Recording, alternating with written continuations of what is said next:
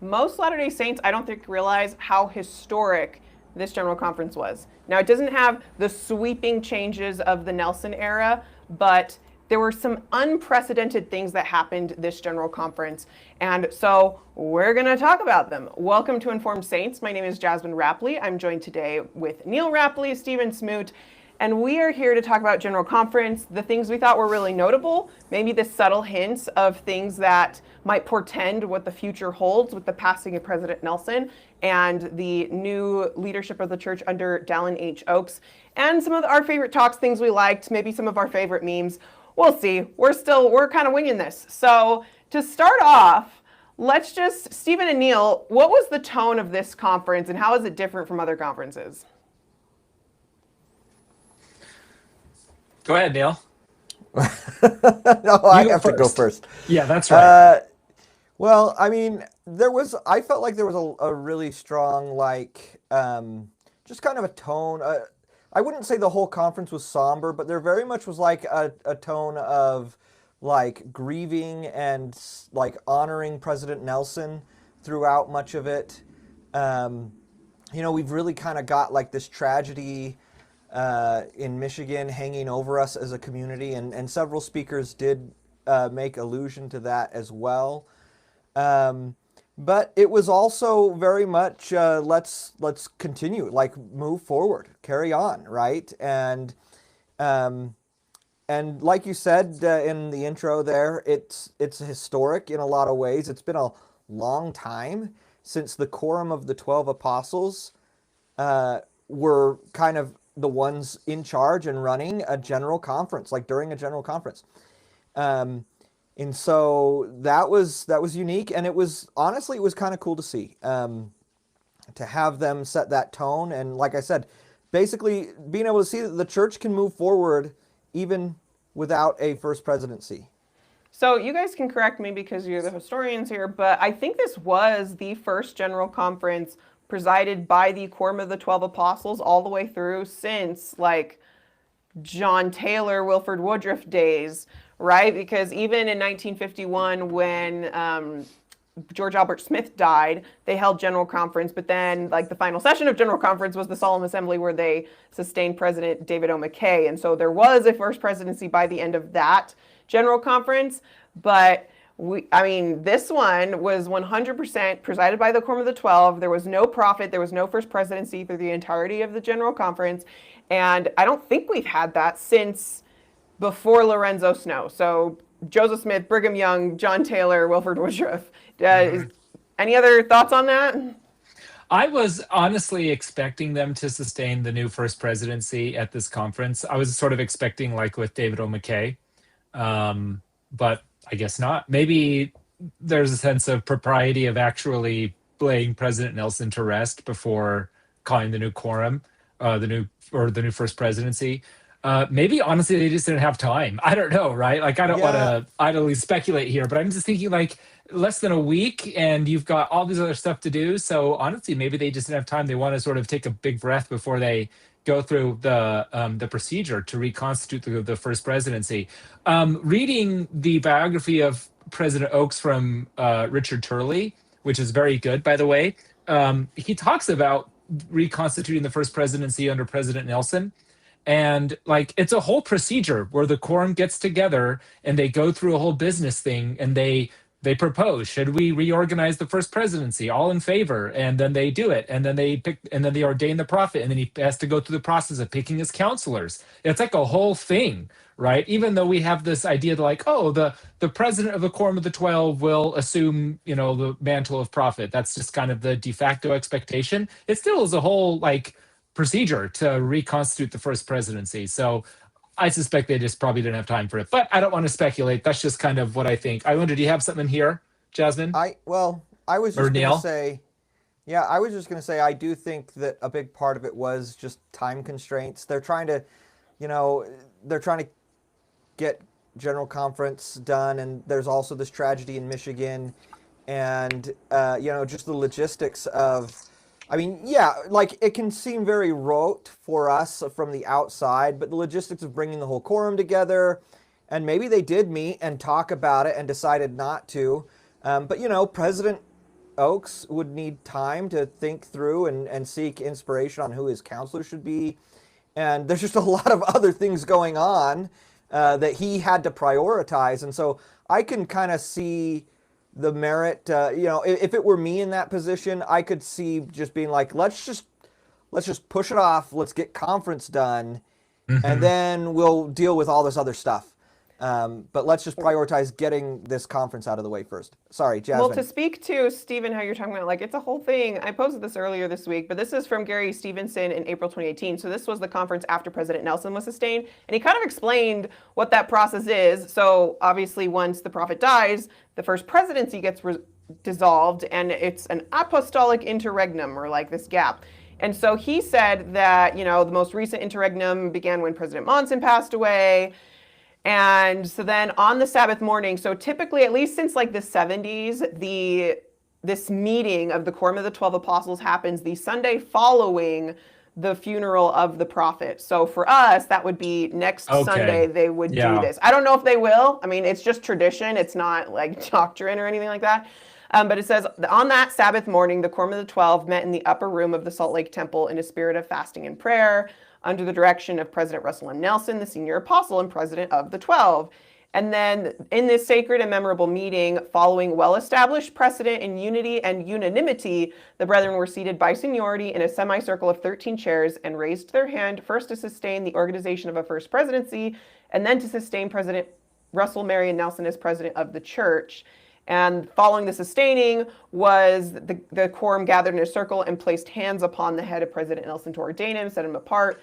And then I kind of skipped this part of the quote, but it talks about then President Nelson calls his counselors, and then they do the same thing. They sustain the counselors, they set apart and lay their hands upon the counselors. And this was a deeply sacred experience with an outpouring of the Spirit. I offer to you my absolute witness that the will of the Lord, for which we fervently prayed, was powerfully manifest in the activities and events of that day. So that's just like a very brief summary of what tends to happen. But like you said, it's kind of a big deal. There's a lot going on, and you've got to plan a massive funeral for a global religious leader in all of that. Like, it is just a lot to do. I agree with you, though, Stephen, that I kind of thought maybe they would do it because the precedent had been set with George Albert Smith that even if the prophet dies a few days before conference, we'll still push to have the solemn assembly so that there is a first presidency and a prophet for general conference. But I think the world is very different than it was in the 1950s. I mean, as a church, we're much bigger. There's a lot more bureaucracy. There's a lot more to get done between running general conference and running a funeral and like not rushing this really, really sacred process of selecting the first presidency. Yes, we know that the next prophet is like 99.99999% going to be President Oaks, but that doesn't but it doesn't dismiss the fact that like it's still something that is very sacred, very prayerful, and led by inspiration. Can I just add real quick, by the way? You read that awesome quote by Elder Stevenson. Like I said, go read President Oaks' biography written by Richard Turley. And he walks through more of the proceedings of that meeting where they reconstituted the first presidency. I want to point out something, and maybe this is some deep lore that's not really relevant, but it bugged me at the time when I heard this, and so I want to emphasize it. So at the time when President Nelson reconstituted the first presidency, he, of course, picked Elder Oaks and Elder Eyring to be his counselors, and Elder Uchtdorf resumed his place in the Quorum of the 12. And there was a lot of hullabaloo at the time about how, this is Russell Nelson that's rejecting the progressive apostle and sticking him back in the lower court, right? And he's just surrounding himself with these yes men like Oaks and everything like that. And some people I even saw try to draw a comparison when I think it was Hugh B. Brown was not, after the death of David O. McKay, Joseph Fielding Smith did not pick Hugh B. Brown to be his counselor, right? Oh, and that's because of blacks in the priesthood, just like with LGBT issues. I heard all this stuff going on. In the biography of President Oaks, Elder Uchtdorf himself is quoted as saying, when President Nelson interviewed each of us asking who he thought should be the counselors, I recommended two other guys, including Dallin H. Oaks. I recommended to be one of his counselors in the first presidency. So, look, there's none of this politicking going on like some people claim. There's no Kremlinology of Salt Lake City, Temple Square, you know what I mean? So people that try to do this sort of thing. Oh, read the tea leaves of who he selected as his counselors must mean he's going to do this or that. Like, look, obviously there's consideration. You have to make judgment calls. They go through an interview process, but it's the Lord at the end who's calling these men by revelation to be our leaders. And so I think we should move away from that mindset of sort of court politics going on with who becomes the new first presidency. Could you imagine, like, not being relieved after being released from the first presidency? Like that is so hard. Like, even just being in the quorum of the 12 apostles is tons of work. It's a lot of work, and they're doing it in their retirement years, and it's hard. Like, I feel like if I were in Elder Uchtdorf's position, I would have been like so relieved to get out and be like, yeah, I'll take it. That's great. It, like, this idea that, I don't know, it just seems so strange to me. I don't sense from any of them a desire, like any like power hungriness, right? Like a desire to have like bigger and greater power or control. Like, I think they're all just happy to serve, and that's not to say, like, I'm not naive. They're all like they're 14 right now, 15 under normal circumstances, highly accomplished, really successful men in all kinds of like fields and industries, and I'm sure they have strong wills and they have strong opinions, and there are certainly going to be some disagreements and discussions that go on, but that doesn't mean any of them are power hungry and want to like just rule the church or whatever, right? Like, I just don't get that sense from any of them. They're happy to serve, and there's a very much a quorum, right? A collaborativeness to it all. That, I don't know. Right. I feel like you can kind of sense it. Yeah. So I did think it was interesting, though, that they did this tribute for President Nelson before doing the funeral. And that was like what really tipped me off, that like, oh, if they want to do a tribute before General Conference, maybe that's because they really do want to push for doing the solemn assembly during conference, even though the funeral hasn't been held yet. I don't know what the purpose was besides just wanting to memorialize him. Or maybe things were changing so quickly. Maybe they're like, well, let's hold a tribute this week and kind of evaluate to see if we want to push for the solemn assembly, and then they change their mind. I don't know. But it was really interesting. So people in the comments and in the chat here are already jumping straight to the temple announcement. No new temples. Oh, no. Yeah, or the lack thereof. And so let's maybe jump to that real quick. We can also talk about President Oaks's talk and address itself if we want. But so the big thing was that's like, okay, what's going to happen with the temples? President Nelson announced like 200 temples in his time. In every single conference, he never slowed down on announcing the temples. What's President Oaks going to be like? And I don't know if this conference is going to be representative of the future or not, but it was kind of the big thing that, like, we are not going to announce any temples this conference. What were you guys' reactions to that? I was sad. I mean, it's just always so fun, right? And everybody has like their little bingo card or score card ready to go. Where's the next temple going to be? Look, I totally get it. Like, with so many temples announced, I think there was at least one other previous time I can think of where something similar happened. Where I want to say it was under President Monson. I'm totally guessing now, but I do seem to remember, somebody in the comments can fact check me perhaps, where they said like, we're not going to announce new temples right now, or not many new temples or something like that, right? So I don't think this was the first time this has happened within our lifetimes, where they've had to kind of pump the brakes a little bit. But, you know, I was still sad, not because like, oh no, it's so bad, things are falling apart kind of sad, but just like, oh, it's always so fun and exciting to get new temples, right? I don't know. I was looking for the Riyadh, Saudi Arabia temple or something like that. That'd be kind of nice, but I guess not. My honest to goodness first reaction was like it was a question. The first thing that popped into my mind when he said we're not going to announce more temples was, how many of the temples that President Nelson announced actually got built, or at least under construction? Let me look that up actually while you're talking. In the time that President Nelson was speaking, and I do have it up, or at least I think I do. Oh, okay. So President Nelson announced 200 temples. There are currently 62 under construction, and another 112 that are announced. And so if you do the math on that, that's 174. So I'm assuming that means 26 of the temples he announced got completed. In that time. So that would be 26 plus 62 would be 84 at least completed and under construction in that time. I hope I didn't know. Did I do that math right? I think, well, Neal, Google AI gave me a similar number. 28 temples have been dedicated. 4 are scheduled for dedication. 56 are under construction. 2 are scheduled for groundbreaking, and 64 are in planning. But Okay. it sounds like, again, that's just the quick little AI robot announcement. I mean, So who's that to say that's accurate? But we're kind of in the ballpark, it seems like. Yeah, the numbers I gave for what it's worth to people came from Church of Jesus Christ Temples.org, which is not an official website of the church. It sounds like it would be, but it's not. So, but they've got a page on statistics, and that's where I got mine from. But yeah, that was the first thing that came to my mind was like how many, and to me, it just, I kind of was expecting it. I thought, President Nelson, he announced so many temples, and from what I understand, plans were not even underway for some of them that he announced them way before they got, like they used to make sure they had all that, like they had the plot of land and they had permits and everything before they'd announce. And he was just, we've decided we're going to build there and we're going to announce it. And we'll get everything else figured out later. So, this is great. This is, looks like it's from an official church website. And this is from the church newsroom. So this is pretty official. Okay. So yeah. Hey, so it looks like the Google AI was right, or close to right. Well, the AI probably pulled it right from this page, I'm guessing. But so 28 temples dedicated, 4 more scheduled for dedication. That's 32 plus 56, 88, I think.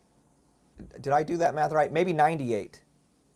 I don't know. Someone in the comments might be better at math on the fly than I am. I don't know. Don't ask me to do math. We're not getting any math checkers, but we are getting some opinions from different people. Some saying that like, I don't think the temples are going to slow.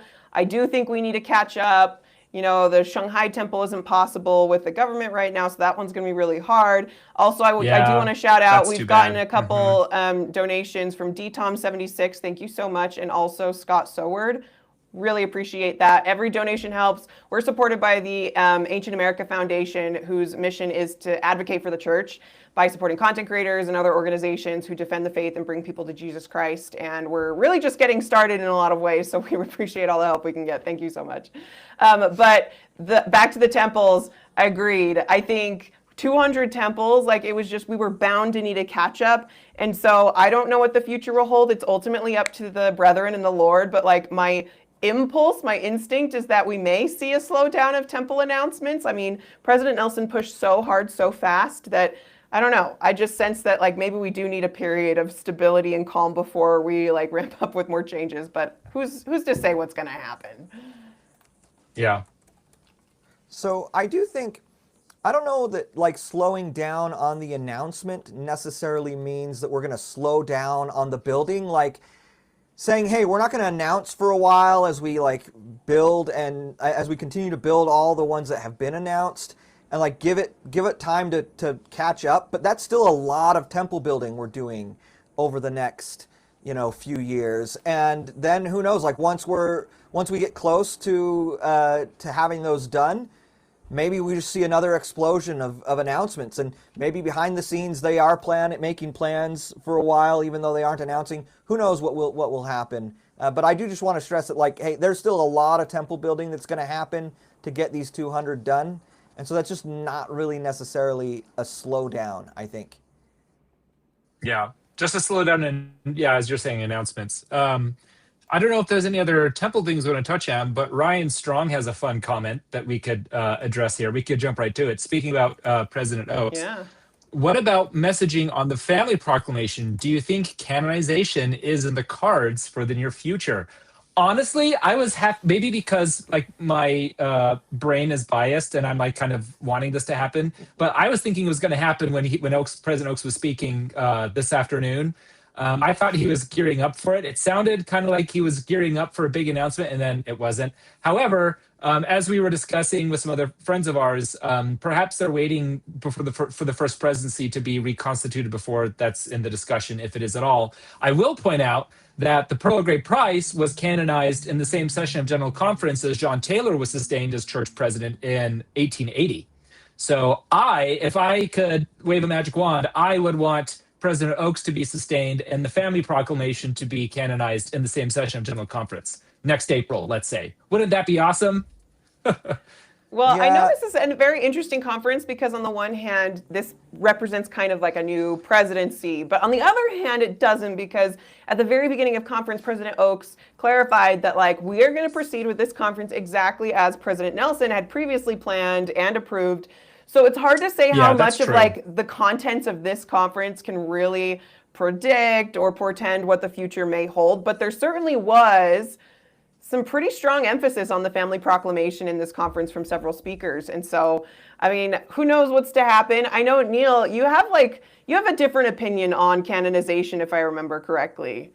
Yeah, I understand the I understand why people want it canonized. I have my feelings on that though is that by canonizing it, what you do is you actually depreciate the value of a united statement from the First Presidency and Quorum of the 12. And I think what they've been trying to tell us for kind of a long time, and there was even like a newsroom statement in 2007 or 2008 or whatever, that explained that doctrine in the church is determined by the standard works and the united voice of the First Presidency and Quorum of the 12. And I think the messaging for a long time has been like, hey, these proclamations that we're putting out, these are establishing doctrine. And you have a lot of, like, I know there's a lot of debate and people argue about stuff online and they say, oh, but it's not canon, so whatever. But like, I think when they decide to make a statement unanimously as the Quorum of the 12 and the First Presidency, that's supposed to carry weight. That's supposed to carry authority, doctrinal weight and authority in this church. And what you do when you decide to take one of those statements and canonize it is you're kind of saying, yeah, these don't actually quite hold that same weight until we take this next step further. And I don't think they want that. I think they want us taking the family proclamation, the Living Christ declaration that they did, in the year 2000, and the Restoration Proclamation from a few years ago. I think they want us treating that as authoritative doctrinal statements as they stand. And I think it depreciates the value of when they speak in this united voice. And one thing I thought, speaking of this topic and connecting it to conference, I thought it was interesting that Elder Rasband told the story of when he was being called into the Quorum of the 12. And he was, I think it was President Nelson, I assume, that he was talking to, who held up the proclamation and pointed to, a proclamation of the First Presidency and the Quorum of the 12 Apostles. He said, you are now a signer of this, in effect, right? That by becoming a member of the quorum, it's your proclamation as much as it is your predecessor's proclamation. He right? said, this document is now yours, I think was how he worded it. But yeah, it was powerful. And so I think, again, there's definitely some messaging here that, like, when this comes from the office, like these 15 men as in a united voice, it's not just coming from those 15 men, it's coming from the people who hold those offices and callings. And as they die and are replaced, the people who replace them in the quorum and in the First Presidency, it continues to be their proclamation, their statement, right? And that's what gives it that authority. So I would kind of like to see it. I mean, if it's canonized, I'm not going to complain. But I don't like the idea of diminishing. Like, hey, let's just take seriously when they speak in a united voice like this, because they are the head of they're the ones who are at the head of the church, and they're the ones who have the stewardship to receive that revelation and to make and declare doctrine. And so let's take them seriously when they do, and let's not like split hairs over whether it's canon or not. Like, that's kind of my feelings on it. Taking a pause real quick. Those Thank are you, good Tom thoughts, Weber. Neal. He says, keep up the good work. And then also we have one from Not Your Average Dan saying, sometimes the temple announcements can detract from the counsel and purpose of General Conference becoming a cultural meme. I love to see new temples. However, it was nice to see the pause. We also had a question from Dino Collins saying, I heard President Nelson was the primary author of the family proclamation. Does anyone know what the truth of this is? It was also mentioned in the biography of President Oaks. I'll pull it up. By the way, I turned my camera off just for a minute here for everybody watching. You kept saying it was going blurry for some reason. I'm not sure why that is. Hopefully it'll get fixed here in a minute. But you might be missing my beautiful face for the rest of this stream. Hopefully not, but we'll We see. all know So Stephen's trying to hide. I'm not shy. some I promise I'm nefarious not activity shy. here. I just, yes. It's just for some weird reason it's blurry and it's distracting. So keep talking. Let me look up. I actually have the Mormoner article on the origins of the Family Proclamation here. I'll put it in the chat real quick. I don't know who the primary author was, but I know that like people have done like side-by-side comparisons where they show that like various talks that different apostles and First Presidency members gave in the years leading up to the issuing of the Family Proclamation have very similar wording and verbiage. And so a lot of it was kind of pulled from different talks that apostles and prophets gave in like the late 80s, early 90s. And then it came together. And then I don't know who was kind of the leader on like smoothing out and putting it all together. Yeah, here it is from the Turley biography. In the fall of 1994, at the urging of acting President Boyd K. Packer, the Quorum of the 12 discussed the need for a scripture-based proclamation, A committee consisting of elders Faust, that's James E. Faust, Nelson, Russell Nelson, and Oakes was assigned to prepare a draft. Their work, for which Elder Nelson was the principal draftsman, was completed over the Christmas holiday. After being approved by the Quorum of the 12, the draft was submitted to the First Presidency on January 9, 1955, and warmly received. All right, so it sounds like Dino was right. Nice job, Dino. Very interesting. And I've heard, so yeah, like you said, and I've heard people try to claim that like, oh, President Oakes was the main like thrust behind this because he's a lawyer, and this was directly in response to a specific legal case. So this was more of just like a legal, political policy thing more than doctrine or revelation. And I feel like Elder Rasband's talk specifically really addressed those head on. And so maybe we just go directly into Elder Rasband's talk, because I feel like that one in particular was the Family Proclamation talk. And I feel like this one is like the new gold standard for talking about the Family Proclamation, because it really does like hit on the head and address every major talking point I've heard about the proclamation. That like, was it in response to a legal case in Hawaii? So it's more of a political document than revelation. Is it revelation? And was it, written by just like President Oakes as a lawyer, or was it like the combined authority of the 12? And what does gender really mean in the proclamation? And what does this mean for the future? How authoritative is this document? And I do feel like President or Elder Rasband hit that on. And what was cool about this one is I think it was kind of an iteration of a BYU devotional he gave just a couple weeks ago. So this year is the 30th anniversary of the Family Proclamation. It was given in the October Relief Society meeting before General Conference in 1995. And this year, 2025, in October, it's the 30th anniversary. So on that date, September 23rd, BYU had a devotional where Elder Rasband spoke and talked about the proclamation in strong and beautiful terms. And so then this was kind of a condensed and refined version of that, I feel like. Did you guys have any thoughts on that particular address? Elder Rasband, yeah, I thought it was awesome. And if you go to the Mormoner article that I mentioned earlier that also lays out a lot of this, it was really great to see a convergence in kind of what we already knew about the origins of the proclamation, but to get what sounded like sort of a head-on discussion about it was nice. No, the Family Proclamation was not just like written as, quote, just a legal brief, quote unquote, right? Like, yes, that was an important context to why they felt they needed to draft the Family Proclamation. Oh yeah, perfect. You've got it right here. So check out this to get some more in-depth history behind it. It's also worth pointing out that like this is kind of how revelation works, if you want to put it that way, like responding to current events happening that church leaders are responding to, that they have questions about or they need a response to. What does the church say about X, Y, or Z thing?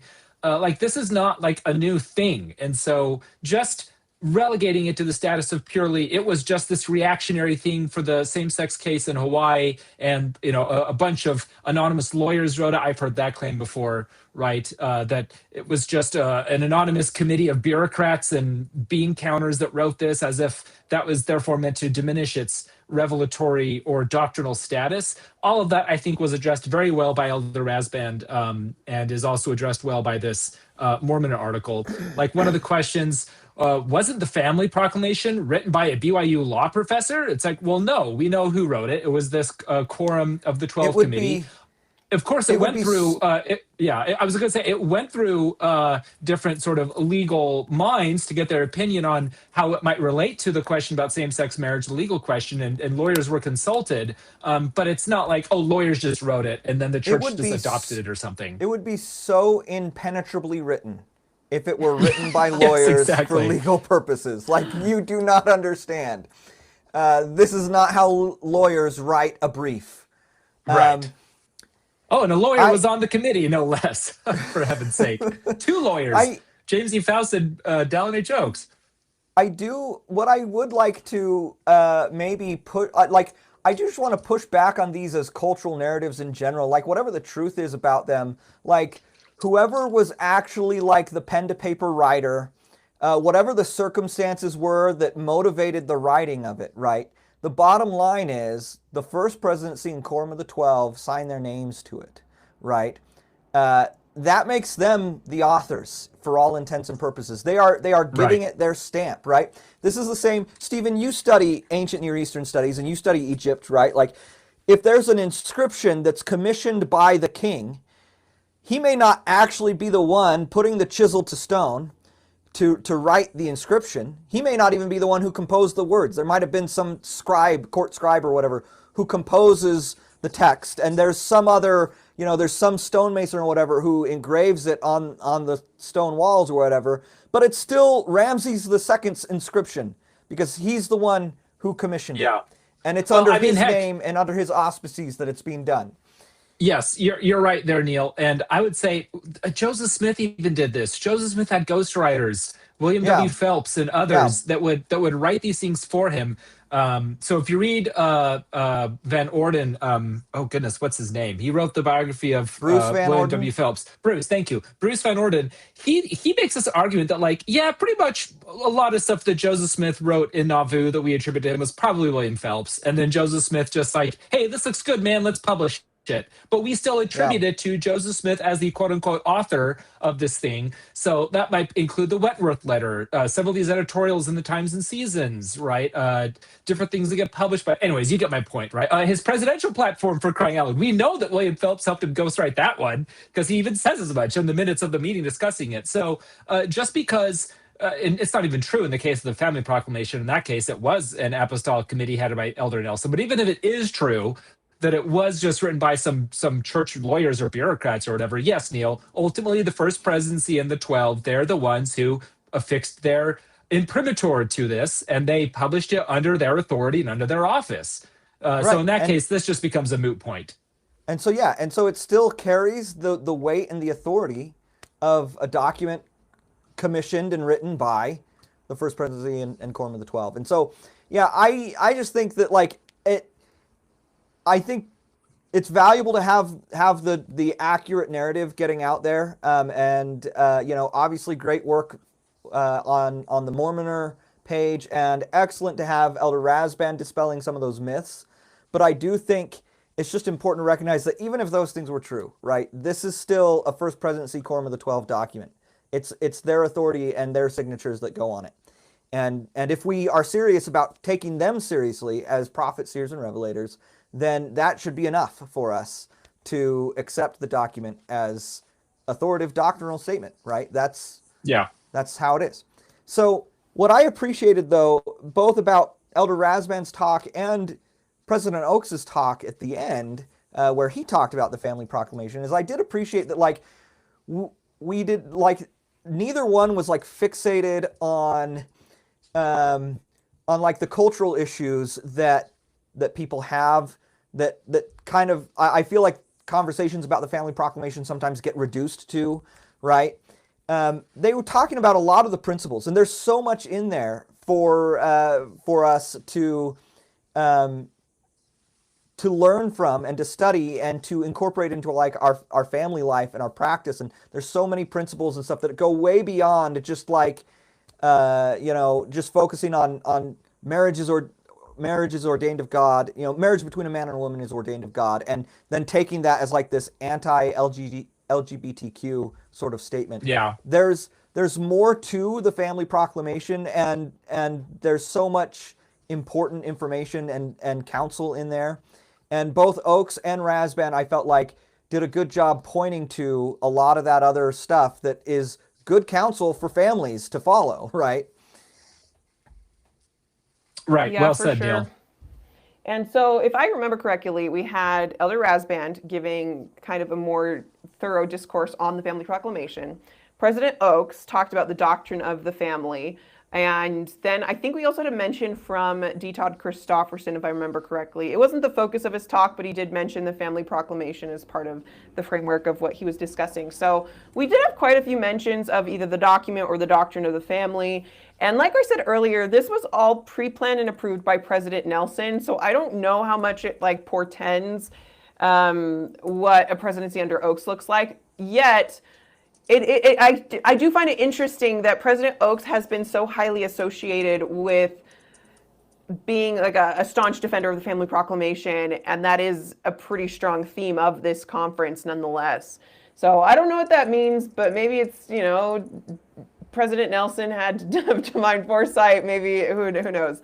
But it was really interesting, and I've been trying to dig a little bit more into President Oakes since President Nelson passed away, and I'm probably going to do like a post on this on my socials at some point later. But I compiled a massive document with all 500 pages of the talks that President Oakes has given in General Conference since 1971, and put it into ChatGPT and just like asked it to like show me some trends and some patterns and like what are the top themes he often tackles. And because President Oakes is so highly associated with the doctrine of the family and defending the proclamation, I kind of expected that to be a more prominent theme.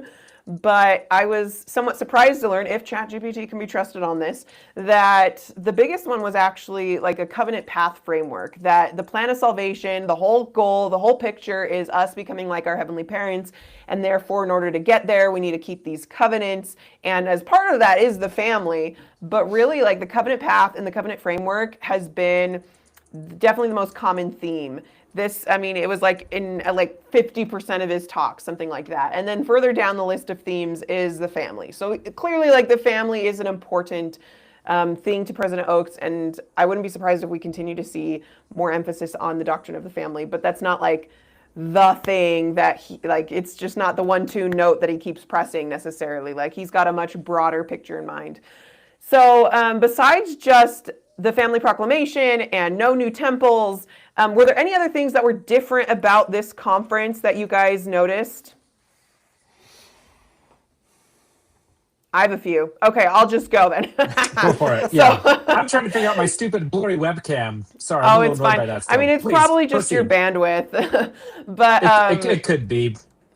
So when it comes to the things that were different, the fact that it was conducted by many members of the Quorum of the 12 Apostles, because we don't have a first presidency, they weren't the ones to conduct the meetings. And so we had Elder Stevenson conduct one of the sessions, Elder Bednar conduct a session, Elder Cook conduct a session, and Elder Eyring as well. So I thought that was kind of fun. It was like kind of just like a fun mix-up to see these different voices being the ones to lead the meetings. And I don't think it has anything to do with like who's going to be called into the first presidency, but it certainly made me think of like, oh, could I see them in the first presidency? Oh yeah, sure. And so that was kind of fun. The other thing that was different is, well, we have a new hymn book this conference. Granted, we've had, new hymns coming out for a long time now, but for over a year, but still, this was the first conference where I remember like, not all of them, but I felt like most of the hymns that were chosen for conference were selections from the new hymn book, including several multicultural ones. So what was it? Was it Saturday evening? There was a multicultural choir from the Utah area, and they sang, what was the name of the song? I don't remember, but it was a Tongan song from a Tongan Latter-day Saint. And it was absolutely beautiful. And it was so cool to feel like we're expanding our cultural repertoire as a people and that we're just like exposing ourselves to different cultures because we are a global church. This isn't an American-centric church anymore, and we need to start acting like it. And so I loved seeing that integrated into not just our weekly worship, but like general conference. The big meeting that we have as a church is highlighting these beautiful hymns from a variety of perspectives and cultures. So I loved the music a lot personally. So Agreed. I'm looking up the name of that Tongan hymn that was translated into English right now because it is part of the new one, and it's awesome. yeah, it was really, yeah, I feel stupid. I couldn't remember the name. Probably someone in the chat is telling me what it is. But okay, so as far as music though, Jesus is the way. Jesus is the way. that's is the right. name That's of right. the song. Cool. So besides that, besides just like the music and the things that were different, let's talk about like standout talks from this conference. We already talked about Elder Rasband. We talked a little bit about Dallin H. Oaks, but before we move on from that, I'll just say that like that was one of the most moving moments in conference for me was hearing him testify the doctrine of the family, because usually we hear it in context of pushing against cultural issues, cultural trends. But for this one, like he really peeled back the curtain, and him testifying the doctrine of the family was a completely personal and visceral thing for him. Like this was like, it felt like this was his why for why he believes the family is so important, is that because he lost his father when he was 7 years old and he was raised by a single mother, and he felt like he had a fractured family, a broken family, an incomplete, unideal family, and yet he saw how his grandfather stepped in and said, I will be your father, and he saw extended family and ward family like step into either fill gaps and heal wounds and really stand together. And so for President Oaks, I mean, he just, he wants his father. And so like to see how the family proclamation, what that means to him personally, and what hope he holds for the future of eternity where he can be reunited with his parents forever, and how he can be sealed to his posterity and his family forever. Like it gave a more personal side to President Oaks that I had never really seen before. That was moving, it was emotional, it was a beautiful thing, and it helped me appreciate his perspective on the proclamation a little bit better. Yeah, I had never, Stephen maybe was aware of it because he's read the biography, but I had never heard that story about his father passing away. I had no idea that his dad died when he was just 7. And it broke my heart hearing, the story of this poor little 7-year-old boy. Like we all look at President Oaks as this mature, accomplished legal scholar, former Utah State Supreme Court judge, apostle, first presidency member. But to just have it like go back to like he's just this 7-year-old boy who lost his father and is just totally heartbroken over it. Like, yeah, that was really different, context for that, and it was really touching. I agree. I liked seeing a little bit more of a personal side to President Oaks. Okay, so besides President Oaks' talk, what others were stand out to you? I think we all know we need to go to Kevin Brown, Elder Kevin Brown. Was it Kevin G. Brown? Yes, was that I his was middle just initial? going to say. Get the G right, man. The eternal gift of testimony. That's right. That man, what an absolute banger that talk was. Yeah, absolute fire. So amazing. Get that man on the program for next conference. Like, so good. I loved his passion and his energy. I loved that he talked about his own experience and related it to the first vision, right? And could give you the exact address and room in the house where he had that like testimony gaining experience. It was incredible. I don't know if very many people saw it, but Chris Blythe for Angels and Seer Stones went on afterwards and did a little short of his own where he talked about his own sacred grove for where he first like got that witness. And I thought that was great. It would be amazing if there could be a whole trend on social media of people telling their conversion stories and telling where and when they first knew the church was true, right, and had that Sacred Grove experience. That would be awesome. But Stephen, it looks like you have some, or I don't know, is Jasmin? Nope, I pulled up the memes. I just thought they were funny. Jasmin's because got the memes. Okay. I mean, Memes, I just yeah. felt like he was kind of like this underdog that popped out of nowhere. I mean, not a lot of people were very familiar with this general authority, but then he gets up, gives such a charismatic, passionate testimony of having a testimony that like Twitter was just exploding with memes of praise of how cool this guy was. Like, is security seriously just going to stand there while a man is on fire? And then, like footage of Elder Brown walking back to his seat, stuff like that. Like, it's just silly. But like, 100%, it was so, I felt just very energized. I felt so pumped up. Like, yes, I should not be ashamed of my testimony. And so often we feel, or like we talk about, when you go through a faith crisis or you're having questions, like that testimony fading or reflecting back on those experiences and questioning them as if like, oh, maybe that was just elevation emotion. Maybe that was just me. Am I sure that was really divine? But to hear him so powerfully testify, like, no, your testimony can be stronger over time. You don't have to look back and question. In fact, it should get you through thick and thin. And it was just so fiery and cool. I really appreciated the statement that I don't know, I'm maybe going to get it wrong, but something about how there's no greater way to use your agency, or he can think of no better way to use his agency than in defense of his testimony. And as a hack apologist myself, I appreciate when defending faith or defending testimony gets mentioned in general conference. I appreciate that, because I do see that as something that, this is something I've consecrated myself to doing, is defending my own faith, my testimony. And so anytime that gets mentioned, and anytime, you have him, he commends that. That's a great way to use your agency. I hope more people will take that to heart, not to shame everybody, but everyone, I hope more people will take that to heart and think about what more they can be doing to actively be not only bearing testimony, but defending their faith and their testimony.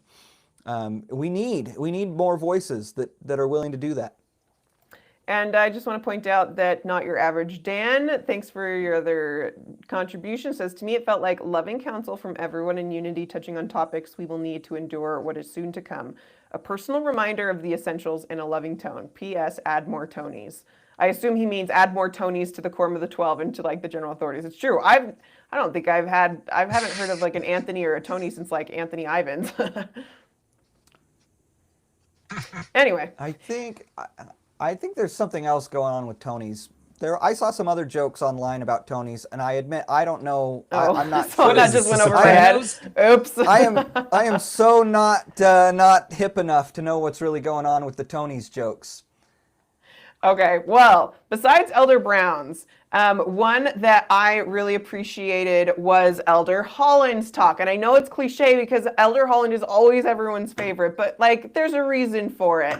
So that was Sunday morning session, and me and Neal were there in person this morning. It was so cool to just to be in person for that and to feel the Spirit, because he testified of his own experiences and how we shouldn't be embarrassed of the small and simple things. And I feel that one keenly, because so often you hear these miraculous miracle stories or conversion stories, or like I went through this excruciating ordeal, but then I had this pillar of fire experience and I was converted. And like, that's never been my experience. It's always been like slow and simple, line upon line. And I think it can be easy to want to look down on those experiences because they came from small and simple means. Now, he used that opportunity to talk about like the coming forth of the Book of Mormon came from small and simple means, like a 14-year-old New York farmer, or Jesus Christ healing the blind man came from simple means, mud and spit, and how like there's nothing more simple than that. And yet it doesn't dismiss the fact that the source is coming from God, the gift and power of God. And so when we encounter our own experiences in life, we shouldn't be ashamed or embarrassed of the simpleness of the means. Instead, recognize that it truly is divine, and it is still miraculous, and it is beautiful. And at the end, he did something I'd never seen before. I mean, he tried to sing. He qualified it with, I have a very diminished voice now, And it sounded like he couldn't even carry a tune if he Yeah. wanted to because, I mean, just of his age. But he sang the first verse of Amazing Grace, or he like kind of talk them, recited the verse. And it was just so sweet, very beautiful and touching to hear that simple but profound expression of faith and devotion. And that is one of the hymns that I absolutely love. I'm so glad Amazing Grace is in the hymn book now because that's one that speaks straight to my soul. And so it was cool to hear that over the pulpit at General Conference. Yeah, I really liked Elder Holland's talk, not least of which for similar reasons to Kevin Brown. Kevin Brown mentioned defensive testimony. Elder Holland twice mentioned evidence. Again, as someone who likes to deal in the realms of defense and evidence, I always appreciate those kinds of shout outs. But what I really liked, he did talk about the simple means and things like that, but he also talked about how this blind man went before the Pharisees or before the Sanhedrin. I don't remember the exact details off the top of my head. And how, they were trying to dissuade him from believing in Jesus. And he's like, look, I don't know anything about, all of this theological stuff or whatever. What I know is I was blind and now I see. And that kind of direct experience, call it experiential evidence, if you will. Someone more philosophically inclined might use terms like that. But that kind of direct experience where, well, what I know is I was blind and then he touched my eyes, he spit in the dirt and touched my eyes, and I see now, right? That's what I know, and I'm going to follow that. That is, it speaks to like the power of our own spiritual experiences and our own life experiences and how much they really shape our faith and our testimony, and how like they really do like trump all kinds of other, like people can come at you with all kinds of reasons not to believe or whatever, right? But at the end of the day, like the experiences you've had with the Lord and the experiences you've had in this church, they're going to, they should hold sway. They're like, it's hard to beat that kind of direct encounter with a miracle, right? And you see that in the Restoration, in the founding generation. I mean, we talk about the witnesses all the time.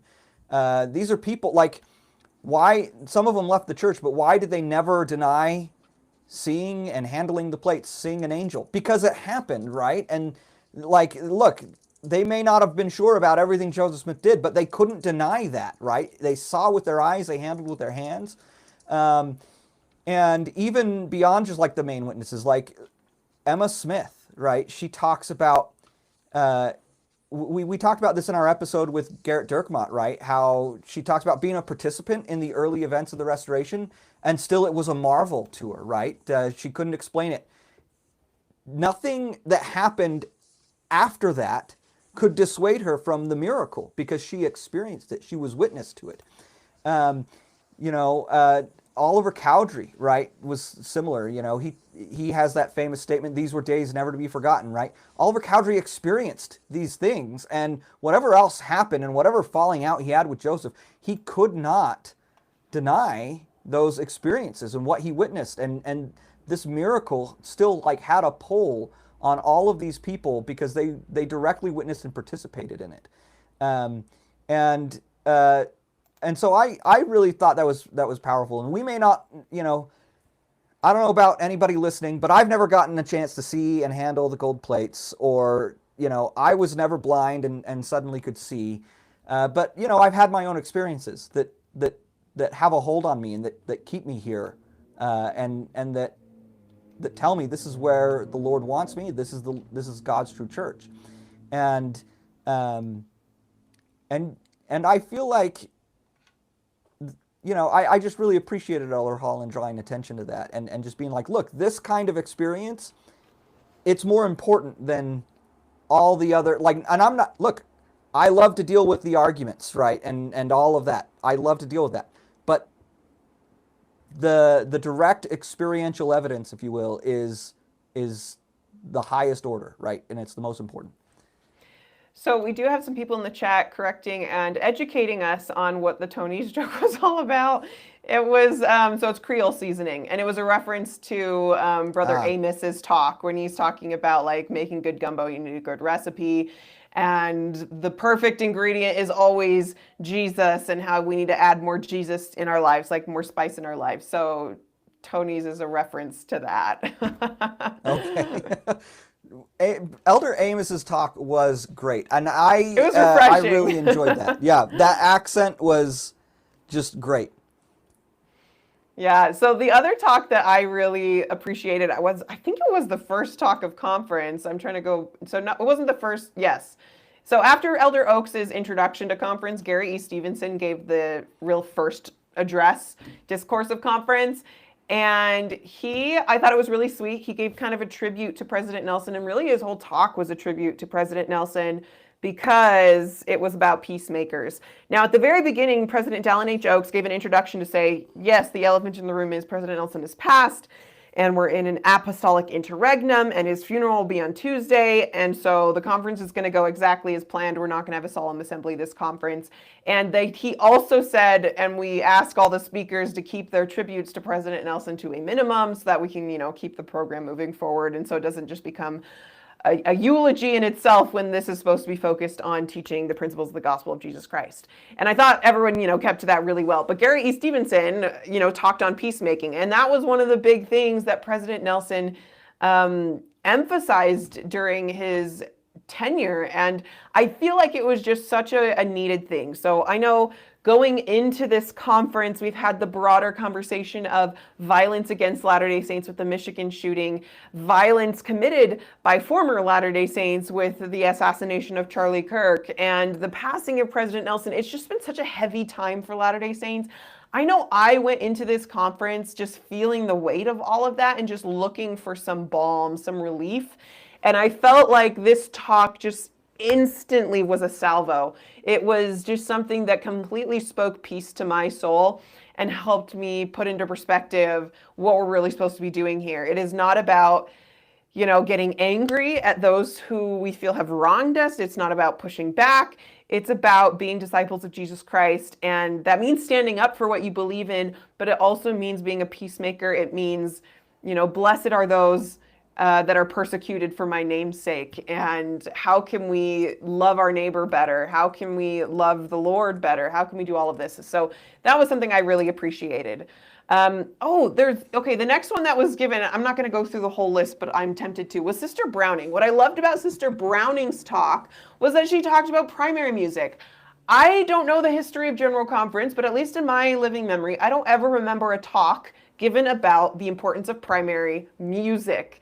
But I thought it was so great. Like, as she was giving her talk the entire time, I'm just like running TikToks through my head of people who have made fun of primary songs for being this brainwashing indoctrination.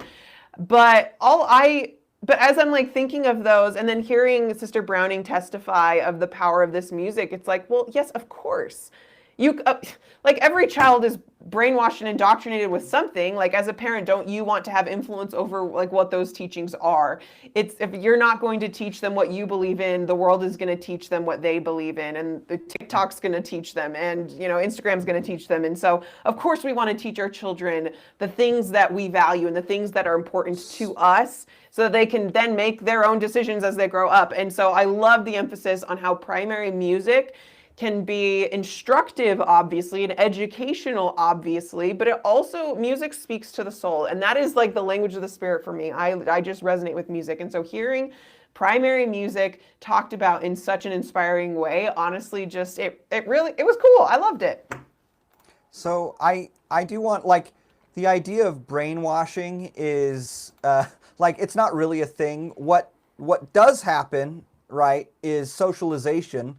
And every child is born into a culture and into a society and into a family of some kind, and they get socialized to certain norms and certain beliefs and all kinds of things. And yes, for religious people like ourselves, socialization to our religious beliefs is part of that. And one of the ways to do that is through music. And I really liked Sister Browning's talk. I was trying to find a quote that she gave that I can't remember exactly what it was, but I really liked. She did have a quote I really liked. It meant a lot to me as a father who's raising a little girl who is just getting to the age where she's starting to try and sing along, and she will learn the words to songs, and she'll try to sing along, and she'll do actions and stuff like that. And so, kind of witnessing in real time this developing testimony, if you will, and she's learning, these different gospel truths and stuff through music and through song. It was really touching to me to see a general conference talk dedicated to that concept. That is really cool. So I'm just getting word that there is a chapel in Sydney that just got destroyed by fire. I know we're focusing on general conference here, but in the context of violence against Latter-day Saints, just heaviness, a Mormon church in Sydney's west has been gutted by fire in the early hours of this morning. So it sounds like it happened around 3 a.m. this morning. There's no injuries or casualties, but they're still investigating the source of the fire. So interesting. So it's not clear if it's arson yet, but there is another church building under fire. Cool. Well, any other talks that people really loved from this general conference? Those were kind of my big highlights. Yeah. Can I share something real quick? Please. Here, let me actually share my screen too. I think it's going to be this one here. So Elder Cook on The Lord is Hastening His Work. And I hope that if this is blurry on the stream, maybe I'll have you do it, Jasmin. Sorry about that. But I just wanted to share some numbers from Elder Cook about membership in recent years and months. So in membership, this was what Elder Cook reported. In 6 months, nearly 900,000 converts have joined the church. So that's just south of 1 million. These converts constitute approximately 5% of the total church membership. In the first 6 months of this year, conversions have risen by more than 20% over the previous year in Europe, Africa, Asia, the Pacific, and Latin America. In North America, we have seen a 17% increase. That's kind of awesome. And here's this great little infographic here. That's great because basically what it means is that the CES letter has failed. And I think that it's good to have a correct perspective on church growth and church membership. There's this narrative that the church is just circling the drain with its membership and with its growth. Now, certainly there have been problems and there's been slowdown in some parts of the world and there's challenges. But this idea that it's a net negative every year, or that just people are fleeing and bailing left and right, that's just not really accurate based on the numbers here that Elder Cook is reporting. I also saw somebody who said in response to this infographic, yeah, but the church is only growing in places where they don't have easy access to the internet. And I know, Jasmin, that you one time have kind of tackled this talking point as well. First of all, that's not the flex that you think it is. And you need to kind of, dare I say, check your privilege a little bit here. If your response is, dummies without the internet, they're the ones who are joining the church. You mean the people in, Africa or South America, those people? Yeah, maybe think that went through a little bit more. But it's also just not true. A 17% increase in North America based on this right here. So well, I just thought that was great to highlight. No, we don't want to. I just want to say we don't want to rest on our laurels here or pretend like there aren't issues to face or things to address or whatever, right? But this narrative that I see it all the time, right? The church is hemorrhaging members. The growth has just flatlined everywhere. The internet has all sort of joining the church. Once and that's just patently false. And so it's good to keep that perspective. Obviously, Stephen, that 17% increase in North America is coming from the people who don't have internet in the United States and Canada. It's yes, that's right. Maybe they're up in northern Canada, the Arctic Circle or something. Yeah. Right? Before we continue on, just want to shout out Missionary Discussions. Thank you so much for your donation. Travis Anderson, you are the gentleman and the scholar. Well, I don't know about the good old Travis. With Travis, but yeah, just kidding. We love you, Travis. Really. No, just kidding. We're friends with Travis. We like Travis. Thank you for that. Yeah, I actually found this infographic really fascinating, and obviously it was talked about in Elder Cook's talk. I had never thought to put like the recent convert totals in perspective of like what percentage of the church that constitutes. And it's actually really interesting to think about. Like 5% of the church have not even been members, have only been members for 3 years or less. Um, and that kind of puts a new perspective, for me at least, on a lot of things like church curriculum and programs and things like that. Like realizing, like, honestly, for me as a lifelong member who has this bookcase of books behind me and all of it, like, I am not actually the target demographic of like church produced curriculum, right?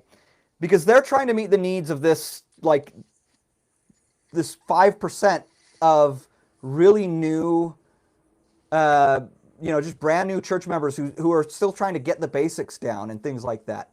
And I can appreciate the challenge. I mean, obviously the rest of us are also part of the target audience for church curriculum and things like that, but I can appreciate the challenge of trying to produce curriculum that can meet the needs of these brand new members of the church, but also for people who have been in the church their entire lives, and and sometimes and people who are recently reactivated and have been out of the church for 15, 20 years or whatever, and people who are coming from just all kinds of different life situations and backgrounds. Like, it's hard to figure out, like, how do we produce curriculum that's going to meet all of these people's needs. And so that really kind of put that sort of stuff in perspective for me. We are a young church. We're a lot younger than we maybe think or realize sometimes.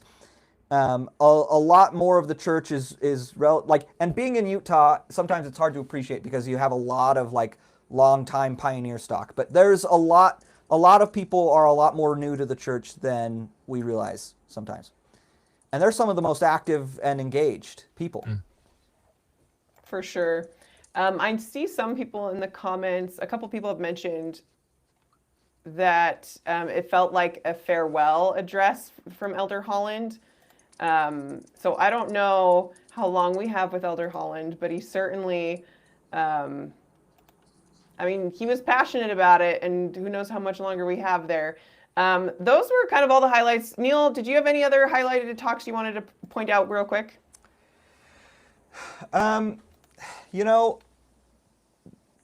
We could go line by line through all of them. I mean, so many were really good. Peter Johnson, Power of Ministering to the One, I thought had a lot of great stuff in it. Elder Christofferson's talk on Look to God and Live, really good. Using the brazen serpent story and how that's used in the Book of Mormon. Just want to shout out, I have a paper on that that was published by the Interpreter Foundation, Serpents of Brass and Fire. It's really kind of dry and technical and doesn't relate that much to Elder Christofferson's talk, but go check it out if you want to. But yeah, there was just so much good stuff in this conference. Well, we just had a Gary Gentry donate and say, in our ward here in Florida, we've surged with 25 plus baptisms this year so far. Oh my gosh, we typically have 3 to 4 each year. That is pretty huge. That's incredible.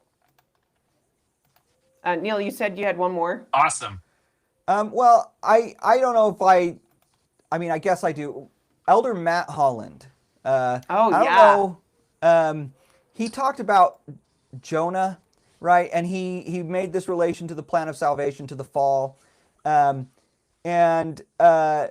mostly, this is almost a question for you and Stephen, because I couldn't find it. I thought someone had talked about, not a general authority, but I thought in some scholarship somewhere, someone had talked about Jonah being related to the temple. But I could not find anything along those lines ahead of time for this. So I don't know if you guys have any commentary or insight on that in particular, but I know someone's done like a paper on Jonah as a temple text. I haven't really looked into it much, but I did like his talk. I thought it was very creative to connect Jonah's trials to like Jesus Christ, the sign of Jonah, which is the man who is 3 days in the tomb and then rose again. And the way he like connected those two stories, I thought was really creative and cool to reflect on. But I did want to maybe I actually. know that I will say, real quick, sorry to cut in, Neal, but with the whole Jonah and interesting tidbits from it, I know that Don Perry, in his Hebrew lessons that I took at BYU, and I think he's published on this, he has tried to make an argument that big fish, and then was sort of like revived or brought back to life. I think that he kind of gets that from the idea that when he says my nefesh was in Sheol at one point, right? During his, this is like, I think this is Jonah 2, where it's like the prayer inside the fish. So I think, I don't know, maybe that's kind of a stretch, but it is kind of, it's a poetic, thing that he's saying or whatever. So did his nefesh literally die in Sheol in the underworld, or is it just sort of a figurative thing? But that would tie in nicely with, of course, the Christological reading that Elder Holland made, and that Jesus himself makes in the New Testament. So that's kind of interesting. Yeah, you keep cutting out a little bit on your audio, so you might want to cut your video to help. But I agree, and I love that Elder Holland.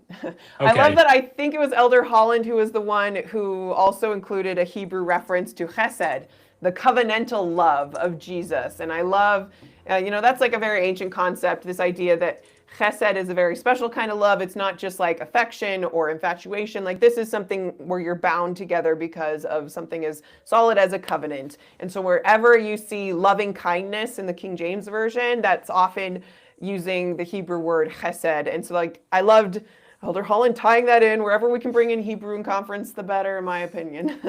Yeah. I tried to tie in Hesed to a sacrament meeting talk once, and I barely knew anything about what I was talking about. This was like 15 years ago or something. I don't know. And it did not work out great. But Elder Holland did a much better job. But I did actually kind of want to maybe use that as a springboard. His talking about Jonah did remind me, as I was listening, that at the virtual fair conference coming up next weekend. So if people aren't aware of it, there's a virtual conference. It's free. It's just going to be live streamed just like this right now, right? So you don't need to go anywhere or be anywhere for it. But virtual fair conference next weekend, October 9th through 11th, on the Ancient Truths for Modern Faith, Defending the Old Testament in Latter-day Saint Doctrine. And the lineup they've got for this is absolutely stellar. Other than this Stephen Smoot fellow they've got on the lineup. But John Gee will be presenting on Jonah there at that conference. And it's titled The Historical Jonah, which is intriguing because Jonah is generally regarded as an ahistorical. Stephen can maybe speak to the genre. It's considered being, it's like is it like allegory would be the right word? I don't know. But he's going to be making a case for a historical Jonah. So go check out that conference. There's a lot of other great presentations, it looks like. I just thought that would be worth shouting out here. Yeah, absolutely. I agree, except for the Stephen Smoot guy. But all the others look really good. Well, go check out the Fair Virtual Conference coming up this week on the Old Testament to prepare for Come Follow Me next year, which is Old Testament.